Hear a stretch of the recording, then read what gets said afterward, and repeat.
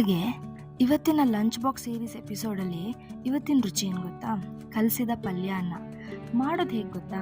ಮೊದಲು ಒಂದು ಪ್ಯಾನ್ಗೆ ಸ್ವಲ್ಪ ಎಣ್ಣೆ ಹಾಕಿ ಸಾಸಿವೆ, ಜೀರಿಗೆ ಮತ್ತು ಕರಿಬೇವು ಹಾಕಿ ಫ್ರೈ ಮಾಡ್ಕೊಳ್ಳಿ.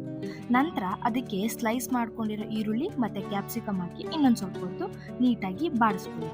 ಈರುಳ್ಳಿ ಚೆನ್ನಾಗಿ ಬಾಡಿಸ್ಕೊಂಡ ನಂತರ ನಿಮ್ಗೆ ಯಾವ ತರಕಾರಿ ಇಷ್ಟ ಆಗುತ್ತೋ ಆ ತರಕಾರಿನ ಸಣ್ಣದಾಗಿ ಕಟ್ ಮಾಡಿಕೊಂಡು ಕುಕ್ಕರಲ್ಲಿ ಒಂದು ವಿಷಲ್ ಮಾಡ್ಕೊಳ್ಳಿ. ಈಗ ಬೇಯಿಸ್ಕೊಂಡಿರೋ ತರಕಾರಿನ ಪ್ಯಾನ್ಗೆ ಹಾಕಿ ಚೆನ್ನಾಗಿ ಮಿಕ್ಸ್ ಮಾಡಿ ಸ್ವಲ್ಪ ಹೊತ್ತು ಫ್ರೈ ಮಾಡ್ಕೊಡಿ. ಇದಕ್ಕೆ ಮನೇಲೇ ಮಾಡ್ಕೊಂಡಿರೋ 5-6 ಸ್ಪೂನ್ ಆಗುವಷ್ಟು ಸಾಂಬಾರ್ ಪುಡಿ, ನಿಮ್ಮ ಹತ್ರ ಚಟ್ನಿ ಪುಡಿ ಯಾವುದಾದ್ರೂ ಚಟ್ನಿ ಪುಡಿ ಇತ್ತು ಅಂತ ಹೇಳಿದ್ರೆ ಅದನ್ನ ಕೂಡ 2-3 ಸ್ಪೂನ್ ಹಾಕ್ಕೊಳ್ಳಿ. ಇದು ಕಂಪ್ಲೀಟ್ಲಿ ಆಪ್ಷನಲ್. ರುಚಿಗೆ ತಕ್ಕಷ್ಟು ಉಪ್ಪು ಹಾಕಿ ಎಲ್ಲವನ್ನ ನೀಟಾಗಿ ಮಿಕ್ಸ್ ಮಾಡ್ಕೊಳ್ಳಿ.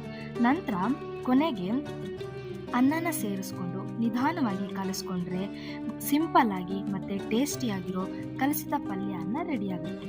ಇದು ಲಂಚ್ ಬಾಕ್ಸಿಗೆ ತುಂಬ ಟೇಸ್ಟಿಯಾಗಿ ಕೂಡ ಇರುತ್ತೆ. ನೀವು ಕೂಡ ಮನೆಯಲ್ಲಿ ಒಮ್ಮೆ ಟ್ರೈ ಮಾಡಿ. ಹಾಗೆ ರುಚಿ ಹೇಗೆ ಬಂತು ಅಂತ ಕಮೆಂಟ್ಸಲ್ಲಿ ತಿಳಿಸೋದನ್ನು ಮರಿಬೇಡಿ. ಇನ್ನು ಇದೇ ರೀತಿ ರೆಸಿಪೀಸಿಗೆ ನನ್ನ ಚಾನಲ್ನ ಸಬ್ಸ್ಕ್ರೈಬ್ ಮಾಡೋದನ್ನು ಮರಿಬೇಡಿ. ನಾನು ನಿಮ್ಮ ಫುಡ್ ಬೈ ಕನ್ನಡತಿ. ಬಾಯ್.